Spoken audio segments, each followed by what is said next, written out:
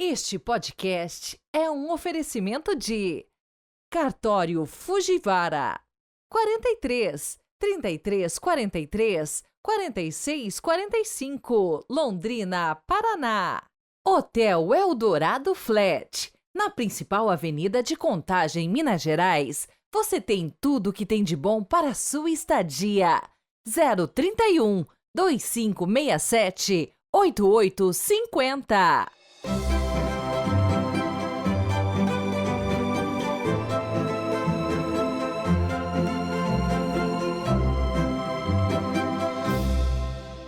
Sexta-feira, 12 de abril de 2024, sejam muito bem-vindos. Hoje é dia da Enciclopédia Bíblica, mas antes, vamos cumprimentar o aniversariante do dia, Anderson Braga, que mora na Inglaterra.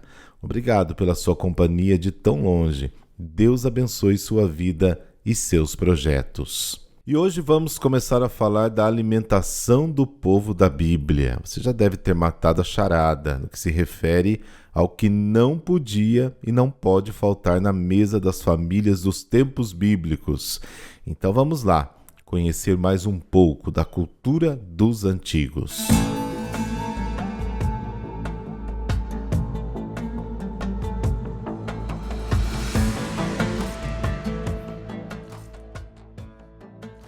Bom, para as pessoas comuns, alimentar-se e vestir-se sempre constituíam duas preocupações essenciais. Não vos preocupeis, disse Jesus, com a vossa vida, quanto ao que haveis de comer, nem com o vosso corpo, quanto ao que haveis de vestir. Ele sabia muito bem que é fácil deixar-se dominar pelas preocupações quando mal se tem o necessário para viver. Nos tempos bíblicos era essa a situação da imensa maioria dos israelitas. Por isso os inimigos procuravam atacá-los na época do crescimento das plantações. Com a destruição dos campos de cereais, não poderiam sobreviver. Nos tempos de Gedeão, cada vez que Israel semeava, subiam os de Madiã e, acampando na sua terra, devastavam os produtos do solo. Juízes capítulo 6. A escassez de chuva sempre foi um problema. A seca e calamidades, como os gafanhotos, tornavam incerta a colheita. A fome era uma realidade normal da vida. Por isso, não admira que os judeus vissem a futura Idade Áurea como a era de abundância para todos. As fontes de alimentação eram várias, tendo como base cereais, frutas e verduras. O pão era o alimento básico. Aliás, a palavra pão no Pai Nosso indica o alimento em geral. Jesus chama a si mesmo pão da vida, no sentido de alimento mesmo para a vida. O pão de cevada, 5 pães de cevada, aquele que o menino deu a Jesus juntamente com 2 peixes, como está no capítulo 6 de João, provavelmente era o mais comum. Também o trigo, que fornecia farinha melhor, era muito comum. Às vezes também se usava espelta. Primeiro os grãos eram escolhidos em cesto raso para eliminar os estragados e as sementes venenosas, como as do joio, a cisânia, planta que crescia junto com o trigo e era muito parecida com ele. Depois moía-se ou triturava-se. Nos primeiros tempos isso era feito esmagando os grãos entre uma pedra maior e outra menor. Mais tarde o sistema evoluiu para moinho manual, em que se fazia girar uma mó menor sobre uma maior. A inferior era fixa e a superior móvel. Para cada fornada de pão, misturava-se uma quantidade de farinha, Mateus capítulo 13, versículo 33, com água, às vezes com óleo de oliva, e se fazia a massa. Raramente as casas dispunham de fermento novo, por isso misturava-se na massa um pouco da massa da fornada anterior e deixava-se levedar. Antes de assar o pão, tirava-se um pouco da massa levedada para fermento para a próxima fornada. Uma alternativa popular para o pão era o trigo tostado, ou seja, espigas verdes colocadas numa chapa metálica sobre o fogo. Em ocasiões especiais, também se faziam bolos e pastéis. E é isso aí, no meu Instagram você vai ter uma imagem de uma mulher assando pão no tradicional forno de barro. Então nos encontre por lá, @padre.heriberto. Semana que vem vamos falar das frutas e verduras que compunham a mesa dos tempos bíblicos.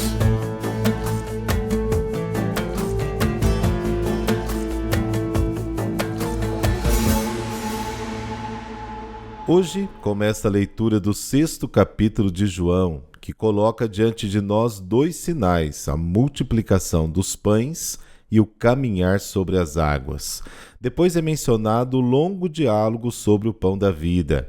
João situa este acontecimento próximo da festa da Páscoa. A abordagem central é a comparação entre a antiga Páscoa do Êxodo e a nova Páscoa que ocorre em Jesus. O diálogo sobre o pão da vida esclarecerá a nova Páscoa que Jesus inaugura.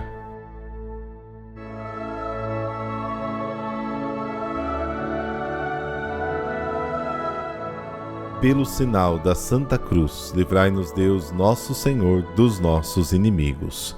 Concedei, ó Deus, aos vossos servos e servas a graça da ressurreição, pois quisestes que o vosso Filho sofresse por nós o sacrifício da cruz, para nos libertar do poder do inimigo. Amém.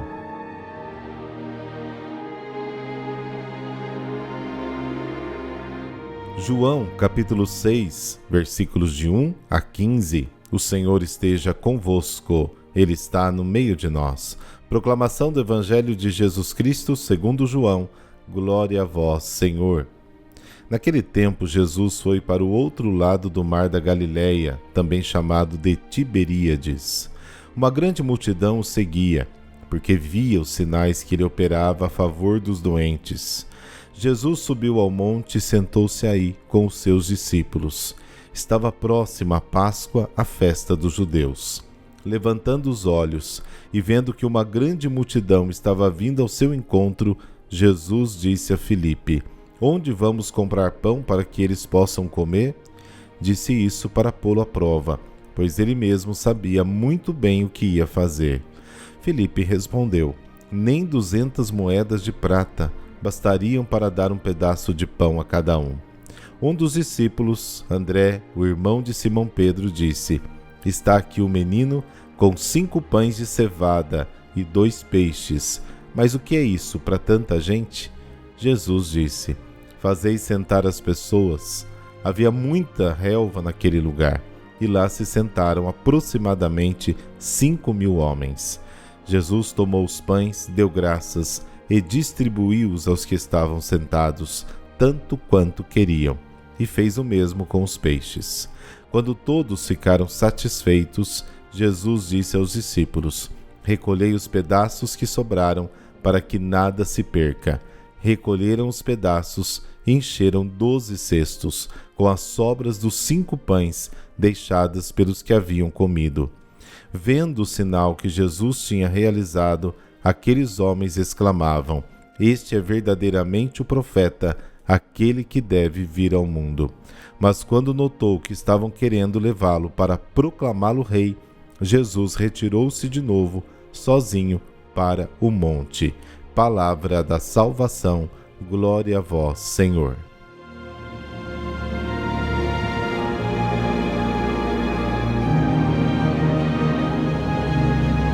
O sinal da multiplicação dos pães se introduz no grande discurso sobre o pão da vida, antecipando seus temas principais, como eu disse no início. A história é importante porque todos os evangelistas a relatam e colocam no centro da atividade pública de Jesus. A passagem revela um sentido cristológico e sacramental preciso, que não é tanto de alimentar a multidão, mas o de revelar a glória de Deus em Jesus, Verbo que se fez carne. O Mar da Galileia é chamado de Mar de Tiberíades, devido ao nome da cidade construída entre os anos 14 e 36 d.C., pelo tetrarca Herodes Antipas, em homenagem ao imperador Tibério, por isso Tiberíades. A grande multidão que segue Jesus e participará do sinal extraordinário da multiplicação dos pães, no dia seguinte, rejeitará a revelação do Filho de Deus. Seguir Jesus para ver sinais, milagres, não é uma indicação muito boa de fé autêntica. Na tradição bíblica, Deus se revela sobretudo no monte, o Sinai, Êxodo capítulos de 19 a 20. Até o revelador definitivo de Deus, Jesus, se manifesta numa montanha. Esta especificação tem sobretudo um valor teológico. Antes de iniciar o sinal, alguns chamam de milagre, mas o ideal mesmo é o sinal, João especifica que a Páscoa, festa dos judeus, estava próxima. Versículo 4. Para o evangelista e para a comunidade cristã que relê o acontecimento à luz da ressurreição, este esclarecimento cronológico serve de recordação da Páscoa cristã, simbolizada pelo pão partido, que tem as suas raízes na memória da Páscoa judaica e do sinal, ou dos sinais que o acompanharam. Em Jesus, o passado se cumpre e toda a esperança de Israel se realiza. O pão que ele vai dar ao povo aperfeiçoa a Páscoa judaica, fundindo-a no grande banquete eucarístico cristão. Com as palavras de Jesus a Filipe, onde compraremos pão para que estes tenham o que comer? O evangelista parece inspirar-se nas palavras que Moisés dirigiu ao Senhor. Onde arranjaria carne para dar para todas essas pessoas? Números capítulo 11, versículo 13. Jesus faz esta pergunta a Filipe para testá-lo. O tema da fé é apresentado desde o início, o que permeia todo o 6º capítulo. A resposta de Filipe destaca que mesmo uma compra significativa de pão teria sido insuficiente para alimentar tantas pessoas. A solução humana não é suficiente para saciar as necessidades humanas. É Jesus quem satisfaz plenamente todas as necessidades e aspirações.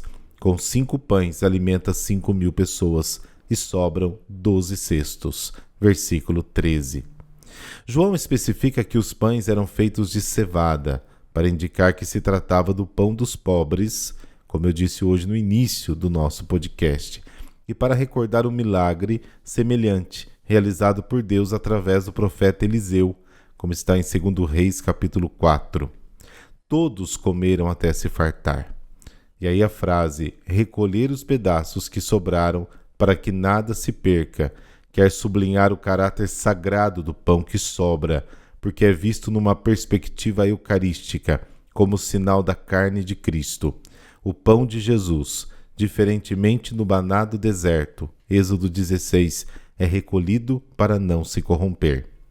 O número 12 poderia referir-se aos apóstolos. Cada um recolheu um cesto, mas é mais provável que indique a perfeição e plenitude do pão eucarístico, que pode saciar a fome espiritual, não só dos 5.000, mas de toda a humanidade. A multidão reconhece Jesus como profeta esperado para o fim dos tempos, Êxodo 4, mas o texto deixa claro que o entusiasmo da multidão é de natureza política. E como a sua realeza é mal compreendida pela multidão, Jesus se retira sozinho para o monte. A partir deste momento começa a redução progressiva da multidão, narrada neste capítulo, até que Jesus fica sozinho com os 12.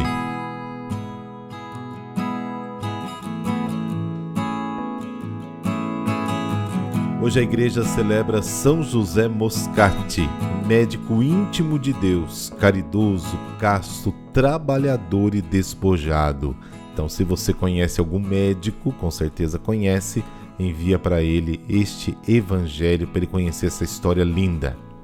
Entre as estrelas de primeira grandeza do século XX, conta-se São José Moscati. Ele nasceu no dia 25 de julho de 1880 em Benevento, na Itália.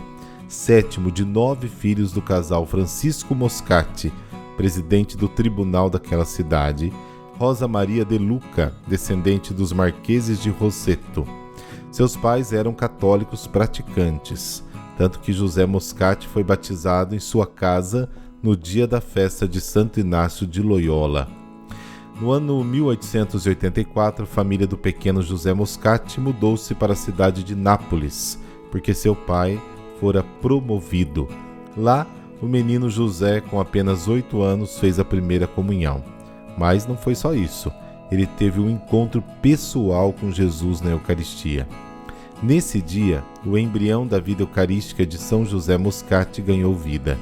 A Eucaristia foi, ao longo de toda a sua vida, o alimento espiritual diário que guiou toda a sua história. Sendo o pai nomeado conselheiro do Tribunal de Apelação de Nápoles, é nessa cidade que José Moscati faz os seus estudos. Escolheu a carreira da medicina e não de direito, como era natural, porque lhe pareceu que, como médico, podia ser mais útil ao próximo. Ele dizia o seguinte: desde criança, olhava com interesse para o Hospital dos Incuráveis que meu pai me apontava no terraço da casa, inspirando-me sentimentos de piedade pela dor escondidas atrás daqueles muros. Quem ficou perplexa com a escolha foi a mãe. José é um rapaz generoso, capaz de qualquer sacrifício. Numa carreira como essa, dará até a última gota de energia para aliviar os sofrimentos alheios, dizia ela. Aos 17 anos, sentiu no coração o desejo de fazer voto de castidade perpétua, porém não se sentia chamado à vida religiosa, nem tampouco ao sacerdócio. Isso surgiu claramente por conta da sua devoção à Virgem Maria e à Eucaristia. Ele já intuía que seu caminho seria como leigo ativo na igreja. Como fruto da sua devoção, revela-se seu amor para com os pobres e necessitados. Sua devoção não era vazia nem alienada. José Moscati, na sua juventude, foi bastante ativo na vida paroquial de missa e comunhão diária. Sentia especial compaixão pelos pobres, doentes, em especial os incuráveis. A convivência com eles, que eram esquecidos pela sociedade, o ajudou a perceber que de fato a vida é passageira, de que só o céu é eterno. Na juventude de São José Moscati, seu irmão Alberto começou a sofrer ataques de epilepsia. A partir de então, José passou a cuidar também do seu irmão. Dispensava horas e horas do seu dia aos cuidados de Alberto. Este cuidado despertou ainda mais em José o desejo de estudar medicina. José Moscati cursou a Universidade de Medicina de Nápoles e conseguiu, com esforço e vontade de Deus, segundo ele, o título de doutor em 1903, com apenas 23 anos. Seu ideal era dedicar-se à profissão médica como um campo vastíssimo para praticar a caridade cristã, servindo a Cristo na pessoa do doente. Os casos de calamidades públicas que se abateram sobre Nápoles pela erupção do vulcão Vesúvio em 1906 e pela cólera que graçava naquela cidade em 1911, José Moscati não só não abandonou o posto de serviço, mas estava na dianteira, com incansável, com heróica e dedicação na assistência aos feridos e aos atacados pela contagiosa e terrível doença.